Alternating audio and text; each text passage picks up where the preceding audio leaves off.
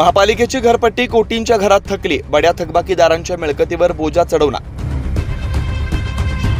जुन्या थकबाकीसह चालू वर्षाच्या मागणीची थकबाकी मिळवून घरपट्टीची 794 कोटी रुपयांची करवसुली करण्यासाठी नाशिक महानगरपालिका आयुक्त मनीषा खत्री यांनी बड्या थकबाकीदारांची यादी करून आता थेट त्यांच्या मिळकतीवरच बोजा चढवण्याची तयारी सुरू केली आहे। बड्या थकबाकीदारांना नोटिसा दिल्या जाणार असून त्यानंतर अभय योजनेअंतर्गत सवलतीचा लाभ घेणार नाही त्यांच्या सातबारावर महापालिकेचं नाव थकबाकीसह चढवलं जाणार आहे। चालू आर्थिक वर्षात 206 कोटींची घरपट्टी वसुलीचं उद्दिष्ट होतं, मात्र अपुरे मनुष्यबळ, लोकसभा व विधानसभा निवडणुकीमध्ये अधिकारी बदलाचा परिणाम या सर्वांमुळे पुरेशा प्रमाणामध्ये वसुली होऊ शकली नाही। अभय योजनेअंतर्गत ऑक्टोबर ते डिसेंबर 2024 या कालावधीत थकबाकीदारांना दंडाच्या रकमेत 95% सवलत देण्यात आली, तर 1 ते 31 जानेवारी या दरम्यान 85% दंड माफीची सवलत देण्यात आली।